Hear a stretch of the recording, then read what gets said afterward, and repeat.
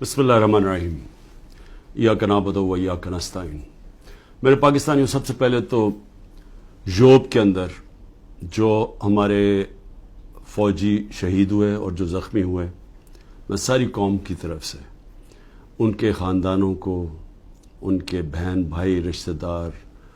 بیوی، بچے، ماں باپ، ہم سب ساری قوم کی طرف سے آپ کے لیے دعا کرتے ہیں کہ اللہ آپ کو صبر دے اور آپ کو طاقت دے یہ مشکل وقت کا سامنا کرنے کے لیے۔ اور میں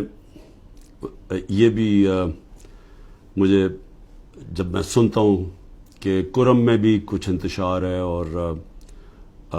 ہمارے پختونخوا میں خاص طور پہ پولیس کے اندر کافی اس سال کافی شہادتیں ہوئی ہیں، تو میں صرف آج ایک بات کہنا چاہتا ہوں کہ میں نے جنرل باجوہ کو جب افغانستان کے اندر پتہ تھا کہ امریکی وہاں سے نکلنے لگے ہیں، تو میں تب سے ان کو کہہ رہا تھا کہ مجھے خوف ہے پاکستان کی سیکیورٹی کا ایشو، کہ اگر وہاں سول وار ہوگی افغانستان میں تو اس کا سارا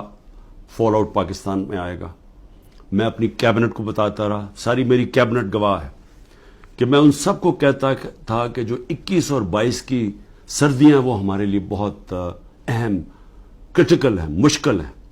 سب کو میں بتاتا تھا۔ اور میں نے جب جنرل فیض کی بات کی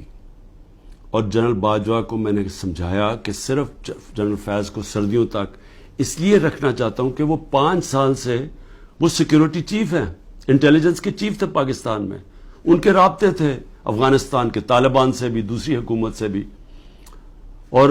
ان کا ہونا اس وقت بڑا ضروری تھا جب یہ چینج اوور ہو رہا ہو۔ تو میں نے کبھی بھی یہ نہیں سوچا تھا کہ آرمی چیف جنرل فیض کو میں نے بنانا ہے، کیونکہ مجھے تو پتہ ہی نہیں تھا باقی کون تھے جو رننگ میں تھے۔ لیکن یہ جنرل باجوہ نے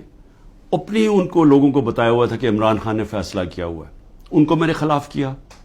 اور جو اصل ایشو تھا کہ جب یہ چینج اوور ہو رہا تھا افغانستان میں، تو یہ بڑا امپورٹنٹ تھا کہ اس وقت جو ایکسپیرینسڈ سیکیورٹی چیف تھا وہ ڈیل کرتا، کیونکہ اگر ہم نے، اور میں میری کیبنٹ گواہ اس کی، میں بار بار کہتا گیا کہ اگر ہم نے یہ صحیح طرح ٹرانزیشن ہم نے نہ کی تو پاکستان کو مسئلے مسائل آئیں گے۔ اور شروع میں کچھ نہیں ہوا، لیکن کیونکہ نہ ٹائم دیا گورنمنٹ نے، جو انہوں نے فیڈرل گورنمنٹ لے کے آئے، نہ ان کو کوئی انٹرسٹ تھا، یہ تو اپنے چوریاں معاف کرنے میں لگ گئے آتے ساتھ ہی، نہ ان کو سمجھ تھی۔ اس کے علاوہ جو مسئلہ آیا، جیسے ہم نے گورنمنٹس اپنی پختونخوا کی اور یہ پنجاب کی جب ختم کی، اور یہ جو کیئر ٹیکر سیٹ اپ آیا، کیئر ٹیکر سیٹ اپ کو ان کو کوئی انٹرسٹ ہی نہیں ہے اس چیز کے اندر، نہ ان کی کوئی اہلیت ہے۔ پختونخوا کے کیئر ٹیکر سیٹ اپ کی بات کر رہا ہوں، وہاں اے این پی اور جے یو آئی وہاں حکومت کر رہی ہیں کیئر ٹیکر کے نام پہ، اور وہاں ذرا کرپشن کی ذرا ریٹس دیکھیں کہ جو کرپشن کس لیول کی ہو رہی ہے، لیکن کسی کو اس کی پرواہ نہیں ہے۔ صرف ایجنڈا ایک ہے کہ کس طرح تحریک انصاف کو ختم کرنا ہے۔ ہر روز تحریک انصاف کے لوگوں کے گھروں پہ جاتے ہیں، ان کو وہاں پختونخوا میں گاڑیاں اٹھا لیتے ہیں۔ پختونخوا کے اندر جدھر خاص طور پہ کنزرویٹو ہیں لوگ، ادھر گھروں میں بھی گھسنا شروع ہو گئے ہیں، اور صرف کوشش ادھر بھی اور سارے پاکستان میں ہے کہ اس وقت تحریک انصاف کو کیسے ختم کرنا ہے۔ سارا انٹیلیجنس ایجنسیز کی کانسنٹریشن بجائے یہ کہ وہ دیکھیں کہ ملک کو سیکیورٹی دیں،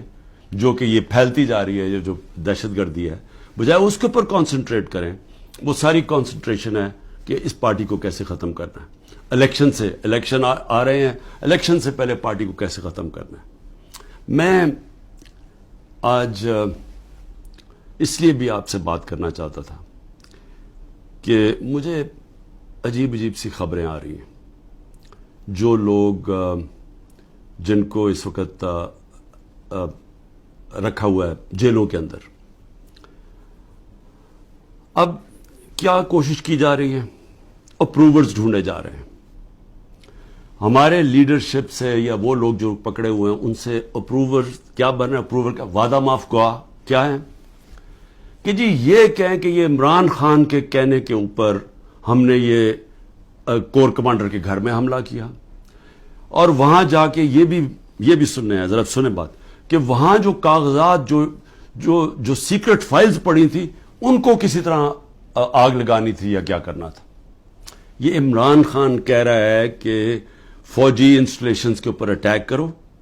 اور ادھر پھر کوئی سیکرٹ فائلز، یہ بھی کہیں 164 کے بیان لکھوانے کی کوشش ہو رہی ہے ان لوگوں سے، میجسٹریٹ کے سامنے جا کے کہے کہ جی عمران خان نے مجھے بھیجا تھا وہاں، اور آگ بھی لگانے کو، اور پھر وہ کوئی فائلیں بھی جلانے کو۔ اب میں جو یہ کرنے کی کوشش کر رہے ہیں، میرا آپ سے سوال ہے،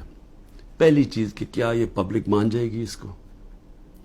کہ عمران خان چاہے گا کہ فوجی نہتے شہریوں سے فوج کے اوپر اٹیک کروائے گا عمران خان؟ یا تو چلیں یہ کہنا بغاوت کا مطلب ہوتا ہے کہ بندوقوں سے اٹیک ہوتا ہے، سول وار میں دونوں طرف بندوقیں ہوتی ہیں، آپ سول وار کی بات کر رہے ہیں نا، بغاوت کیا؟ اپنی فوج کے خلاف اگر عمران خان کرے گا تو وہ کوئی عورتیں جن کو پکڑا ہوا ہے، کیا وہ عورتیں جائیں گی وہاں، اور وہاں نوجوان جائیں گے جن کے پاس کوئی ہتھیار نہیں ہوں گے، وہ جا کے اٹیک کریں گے فوج کو؟ کوئی یہ عقل ہے؟ یہ کیا یہ لوگ مان لیں گے یہ؟ اور پھر بیان یہ دے رہے ہیں کہ کوئی کاغذات وہاں، کوئی میں نے ملک کی سیکرٹس کے اوپر کوئی کچھ کرنا تھا، یعنی میں نے کوئی ان کی سیکرٹ فائلز کوئی جلانی تھی یا کیا کرنی تھی۔ عمران خان کا جینا مرنا پاکستان میں، اس کی کوئی باہر نہ پراپرٹیز ہے، نہ پیسہ ہے، نہ بینک اکاؤنٹس ہیں۔ کیا وہ جس ملک کے اندر جینا مرنا چاہے گا، وہ چاہے گا کہ اس ملک کی فوج تباہ ہو جائے؟ اور جب کہ اس کو پتہ ہے کہ ساتھ والا جو ہمارا ہمسایہ ہے، اس کے اندر جو RSS کی آئیڈیالوجی ہے، جو ان کا نظریہ ہے، وہ پاکستان کو تسلیم ہی نہیں کرتے، وہ جو مسلمانوں پہ ظلم کر رہے ہیں وہاں ہندوستان میں، تو ان کی تو پوری آئیڈیالوجی ہے اس چیز پہ، وہ تو پیچھے دیکھتے ہیں کہ جب سے مسلمان آئے ہماری ہندوستان کی تباہی ہوئی ہے، وہ تو ہمیں سارا ذمہ دار، ہر بری چیز کا ذمہ دار وہ مسلمانوں کو اور پھر پاکستانیوں کو ٹھہراتے ہیں۔ تو کیا عمران خان جو ایک آزاد انسان ہے، وہ چاہے گا کہ اپنی فوج کمزور ہو جائے؟ اور فوج کمزور ہونے کا مطلب کہ ملک پھر ٹوٹ جائے، کیونکہ اتنا بڑا جو ہمارا ہمسایہ جو مضبوط ہوتا جا رہا ہے، تو ان کے تو آپ تھنک ٹینکس میں دیکھیں، ان کے تو تھنک ٹینک کہتے ہیں کہ پاکستان کو 3 حصے میں کر دو۔ سو پہلے تو یہ جو 164 کا بیان ہے، یہ اگر لکھوا بھی لیں گے لوگوں سے، کیا یہ قوم مان جائے گی؟ کیا 9 مئی کا قوم مان گئی ہے کہ یہ عمران خان نے ساری سازش کی تھی؟ یعنی اپنے اوپر یہ حملہ کروایا پہلے کمانڈو سے، اور اپنے آپ کو پھر اس نے جیل میں ڈلوایا، اور پھر وہ سارا پلان کے تحت اس نے فوج کے اوپر حملہ کروا دی۔ کیا یہ قوم مان گئی ہے؟ یہ جو سازش ہے، بغاوت ہے، یہ قوم مان گئی ہے کہ عمران خان بہت بڑا غدار ہے؟ اور اگر آپ نے چیک کرنا ہے تو اوپینین پولز دیکھ لیں، سرویز اٹھا کے دیکھ لیں، کوئی سروے اٹھا کے دیکھ لیں، دکانوں میں نکل جائیں، بازاروں میں پوچھیں کہ کیا یہ واقعی عمران خان نے بغاوت کی تھی؟ اور میں آپ کو اس لیے یہ کہہ رہا ہوں کہ دیکھیں، جو پبلک اوپینین ہے وہ اس طرح کنٹرول نہیں ہو سکتا۔ آپ پروپیگنڈا سے پبلک اوپینین کو نہیں کنٹرول کر سکتے کہ یہ اگر 164 کا بیان آ بھی جائے گا، عمران خان کو جیل میں بھی ڈال دیں گے، سزا بھی دلوا دیں، اس کو سالوں میں جیل میں رکھ لیں، کیا قوم مان جائے گی اس کو؟ کیا دنیا مان جائے گی؟ کیا جو بیرون ملک پاکستانی ہمارا سب سے بڑا اثاثہ بیٹھا ہوا ہے، 1 کروڑ پاکستانی باہر بیٹھا ہوا ہے، جن کی دولت سارے 25 کروڑ پاکستانیوں سے زیادہ ہے، اور وہی پھر سے میں کہتا ہوں، جب انشاءاللہ اس ملک کو ہم اٹھائیں گے ایک دن، تو وہ ان کی انویسٹمنٹ آئے گی جو بچائے گی شروع میں پاکستان کو، اور پھر دنیا سے انویسٹمنٹ آئے گی۔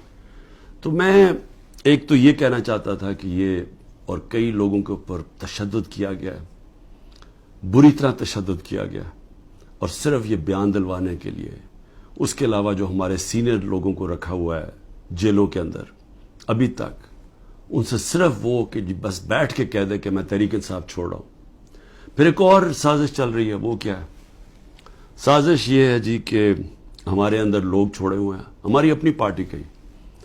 اور وہ جو جن کو انہوں نے توڑ لیا، جن کو انہوں نے کہلوا دیا کہ جی اب تو عمران خان کے اوپر کانٹا ڈال گیا، اس نے تو آنا نہیں ہے، تو وہی لوگ جا کے ہمارے لوگوں کو، جو ہمارے ٹکٹ ہولڈرز ہیں پنجاب میں، یا جو ہمارے ایکس ایم پیز ہیں، ان کو جا کے کہہ رہے ہیں کہ جی اب عمران خان نے تو آنا نہیں۔